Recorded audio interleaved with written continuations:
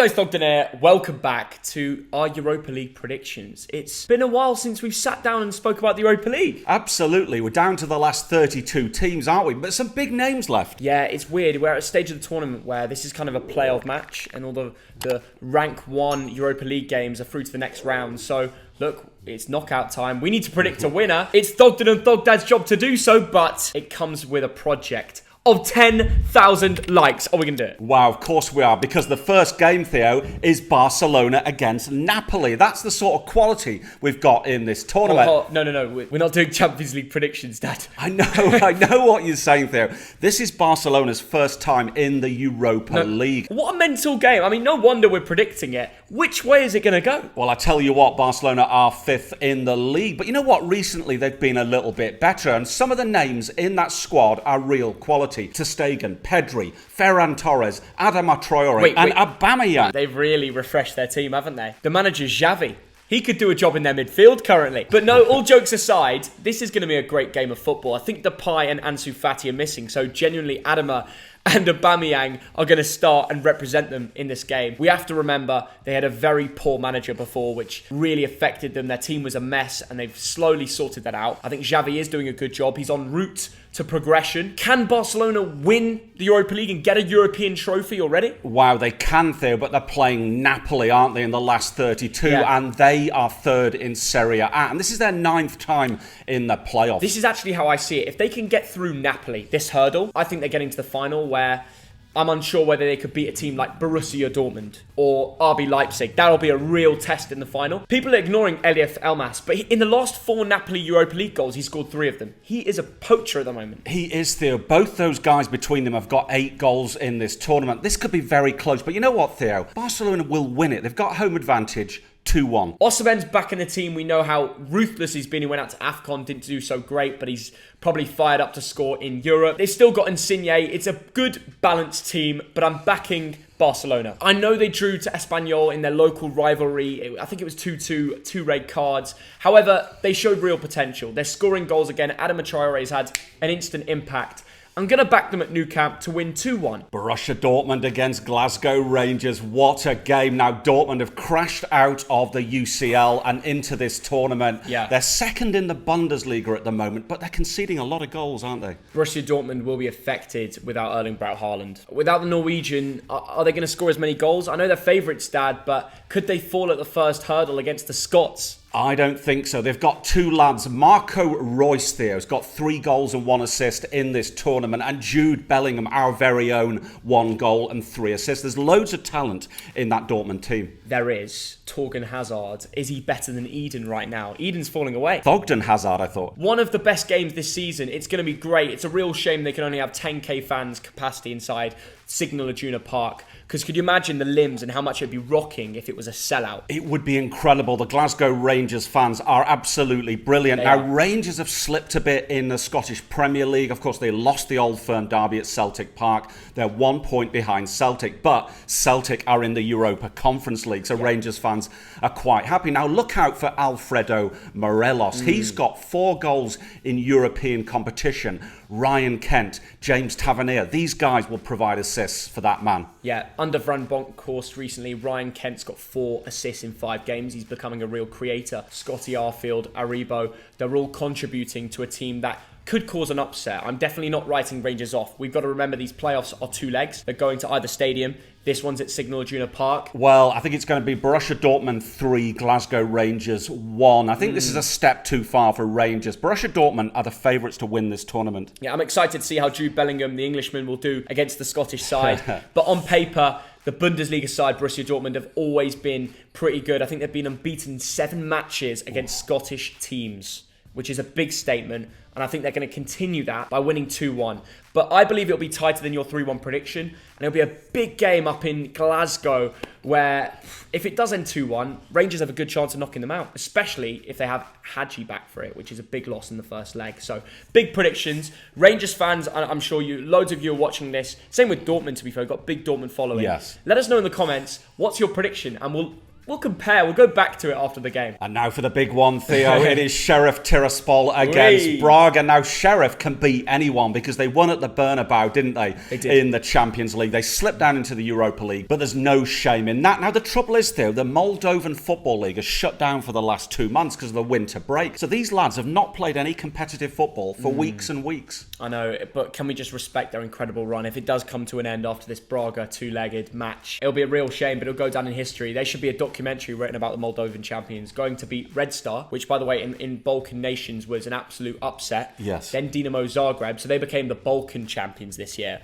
Okay, they were the real kings, and then they went and beat Shakhtar Donetsk, the Ukrainian champs. Wow. And just to beat that, they went and beat Real Madrid away to tip it off. I don't care what the Moldovans do. There is a documentary. Amazon should be writing about Sheriff Tiraspol. Their team is worth absolutely nothing compared to any of the teams I mentioned. But I still believe, like you said, with the break that the players, it's very difficult to keep up with it now, isn't it? It is there now. Braga were runners-up 11 years ago in this tournament. They're fourth in the Portuguese league. And one player I've got to mention, Theo, is a lad called Ricardo Horta. 3 goals and 3 assists in this tournament already. Braga are a level above. Their Portuguese season is happening at the moment. And like I said, in Portugal, they're not going to win the league. They're not going to be top 3. It's pretty obvious now. All focus is on Europe. And I simply think they're a level above Sheriff. Yes, and I agree, Theo. Sheriff 0, Braga 1. Sheriff 1, Braga 2. If you look at the Braga games recently, it's been very high scoring. But let us know if you support one of these two teams in the comments. Let's hear your prediction. And now for Zenit St. Petersburg, I'm wearing the shirt against Real Betis. And you know what, Theo? In 2008, I went to the final of this tournament and Zenit won it against Glasgow Rangers. I shouldn't really mention that. Can Zenit win it again? Why not? They are top of the Russian league. I think they're unbeaten in about 10 games and they're looking really good. But who should we look out for in that Zenit team? The Brazilian Claudinho. Yes. Malcolm, Juba. They sold Asmoon to Leverkusen, but that's probably because of how good Claudinho has been doing. They've still got talent in that team. Can they compete with Dortmund and Leipzig and West Ham? And I really don't know. But when you play in Russia in the current cold conditions, they've got a level above a team like Betis, where is Hector Bellerin going to turn up on a cold, snowy night in St. Petersburg? I'm not too sure. I think this will be a house 1-0 win. Wow, that is a big shout. But talk about Betis for a minute, Theo. They've not reached the last 16 since 2014, but they are third in La Liga. So they're above Atletico Madrid. They're above Barcelona. Yeah. They should win this, shouldn't they? They should win this on paper, but missing Nabil Fekir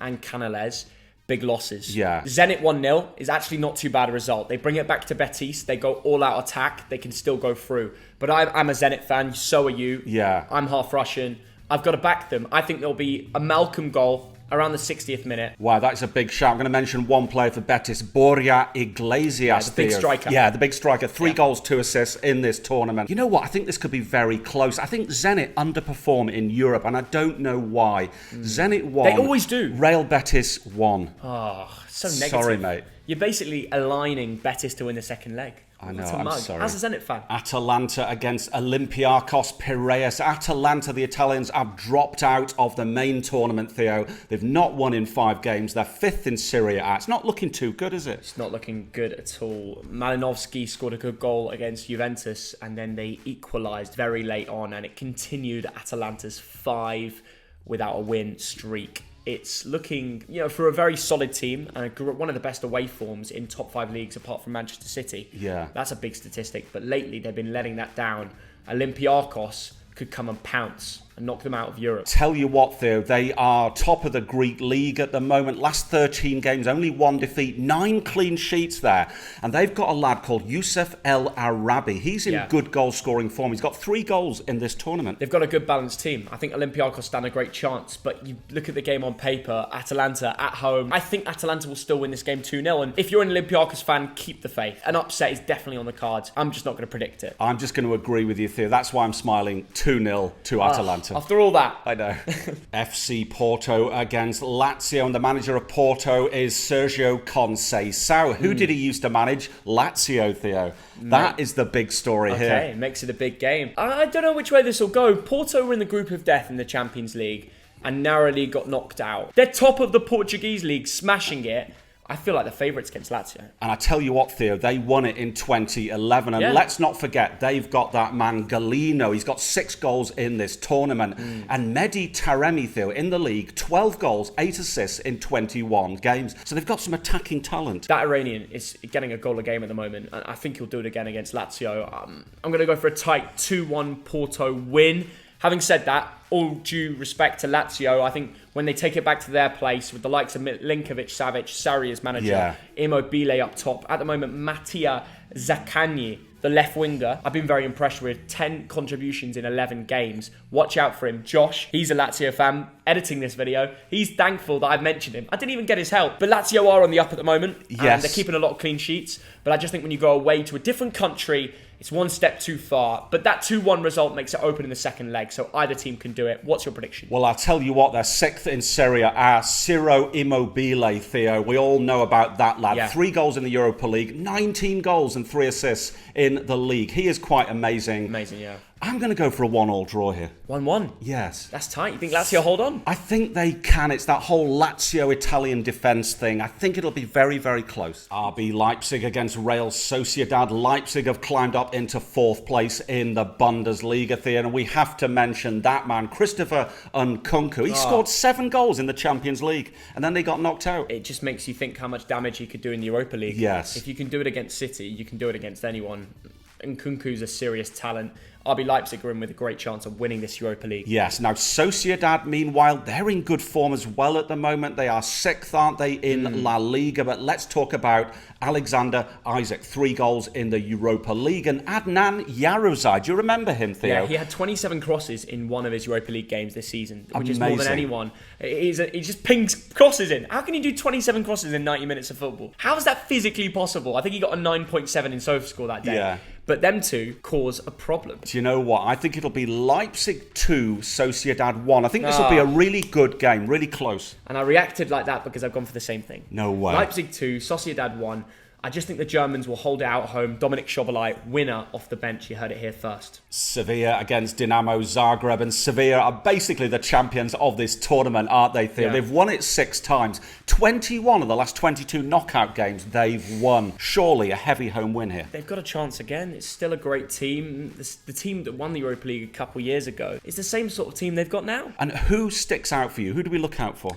Ocampos, but he won't play. Ooh. Angelino Gomez, don't know if he's fit and ready. But Anthony Martial, Yes. that's a player I want to look out for. I'm not sure he's done massive amounts of damage in the Sevilla shirt just yet, but this is a great opportunity too. Dinamo Zagreb, they're very good in the Croatian league. What's that now? 7 wins in a row? 7 wins in a row is correct, Theo. And look out for that man, Mislav Orsic. Yeah. He's got 2 goals and 3 assists in this tournament already. He's a baller. Orsic has the ability to do something special, and so does that man Bruno Petkovic. Yes. There is some good quality in this team. Could go either way. I'm going to go for a narrow Sevilla win, 2-1. Right, I'm going to go for Sevilla 3, Dinamo Zagreb, I'm sorry, Croatians, 0. Clean sheet, makes sense when you've got Diego Carlos, Yes. Jules Koundé at the back. Yes. It's actually a very solid team. They could easily win the Europa League again. It'll be a good game. Looking forward to it. That is all the matches this week complete in the Europa League playoffs. There's some big games coming out. The Red Stars, the West Hams, honestly, the list goes on. When those games are played and they find out the future opponent, we're going to do predictions again. We're keeping up with the Europa League this time round. Smash 10k likes for more Europa League content. Thog Dad, are you back in the Zenit? I'm back in the Zenit, you predicted a draw? although I don't think they'll get through. What a mug. I'm ending it on that. Let me know which club you support and how you're going to do in your next game. See you in the comments, and we'll see you out in a bit. Bye. See ya.